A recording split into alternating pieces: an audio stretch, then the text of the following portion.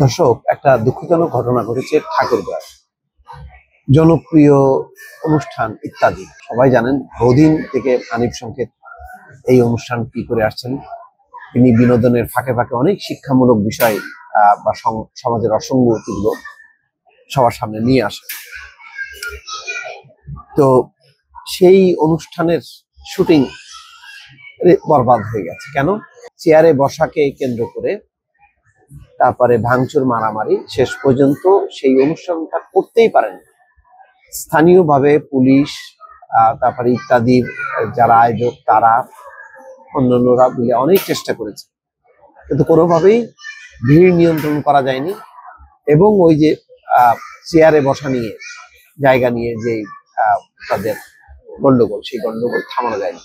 পরে এক পর্যায়ে সেই অনুষ্ঠানটা বন্ধ করতে হয়েছে। আচ্ছা, চিন্তা করেন, একটা কত প্রস্তুতি নিয়ে, কত রকমের প্রস্তুতি নিয়ে সেখানে গিয়েছে ইত্যাদি অনুষ্ঠান করার জন্য আয়োজকরা। সেই অনুষ্ঠান যদি না হয়, কত বড় আর্থিক ক্ষতি। এবং এটা কি মানে ঠাকুরগাঁয়ের জন্য কোনো ভালো দৃষ্টান্ত হলো যে ঠাকুরগাঁয়ে এসেই ইত্যাদি টিম তারা অনুষ্ঠান করতে পারলো না? সেই ঘটনা ঘটেছে। মানুষের মধ্যে এক ধরনের পশু বৃত্তি বা পাশবিক প্রবৃত্তি মনে হয় বাড়ছে, যার কারণে মানুষ কোনো কিছুই মানছে না। তার কোনো বোধ, বুদ্ধি, বিবেচনা সবকিছু লোপ পেয়েছে। একটা অনুষ্ঠান, ভালো অনুষ্ঠান সফল হওয়ার জন্য সহযোগিতা করা, তার বদলে না, তারা নিজেদের স্বার্থে, নিজেদের কি বলে, এক ধরনের ইগো, সেগুলো প্রতিষ্ঠা করার জন্য, অথবা উচ্ছৃঙ্খল আচরণ করার মধ্যে দিয়ে এক ধরনের হিরোইজম তাদের মধ্যে ডেভেলপ করেছে। তার পরিণতি হলো যে অনুষ্ঠানটা শেষ পর্যন্ত পণ্ড হলো। ঠাকুরগাঁওয়ের রানী সংকৈলে জনপ্রিয় ম্যাগাজিন অনুষ্ঠান ইত্যাদি চলাকালে ভাঙচুর, মারামারির ঘটনা ঘটেছে। পরে অনুষ্ঠান বন্ধ করে দেয় কর্তৃপক্ষ। বৃহস্পতিবার সন্ধ্যার পর উপজেলার রাজবাড়িতে অনুষ্ঠান স্থলে এই ঘটনা ঘটে। স্থানীয় এবং আয়োজক সূত্র বলছে, অনুষ্ঠানে প্রায় 2000 মানুষের প্রবেশ পাসের ব্যবস্থা করেছিল ইত্যাদি কর্তৃপক্ষ। 2000 মানুষ। তবে অনুষ্ঠানে লাখো মানুষের সমাগম হয়। এক পর্যায়ে চেয়ারে বসাকে কেন্দ্র করে বিশৃঙ্খলা সৃষ্টি হলে ভাঙচুর ও মারামারি হয়। কর্তৃপক্ষ একাধিকবার পরিস্থিতি শান্ত করার চেষ্টা করলেও ব্যর্থ হয়। উপায় না দেখে অনুষ্ঠান মাঝপথে স্থগিত করা হয়।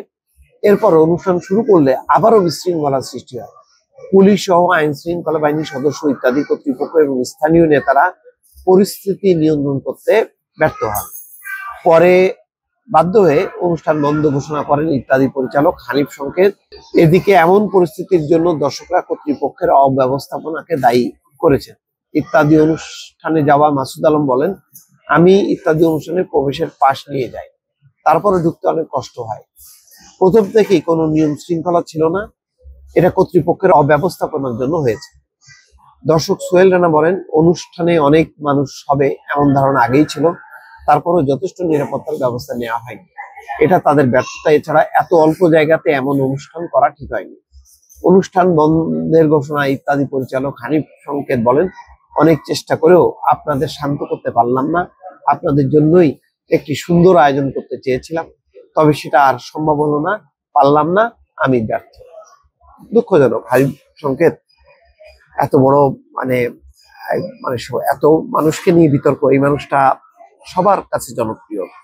কোনো রাজনীতিকে তিনি জড়াননি, কোনো দলবাজি, দালালি কোনো কিছু করেন না। নিজেকে, নিজের একটা স্বতন্ত্র বৈশিষ্ট্য রেখে মানে বহু বছর ধরে এই অনুষ্ঠানটা করে গেছেন। কখনোই শুনি নাই যে ইত্যাদি অনুষ্ঠান আয়োজনে ব্যর্থ হয়েছে, কিন্তু ঠাকুরগাঁয়ে এসে হোঁচট খেল। এটা কি বলবো, এটা মানে হতাশা এবং আমাদেরই এক ধরনের ব্যর্থতা। ভালো থাকবেন। আল্লাহ হাফেজ।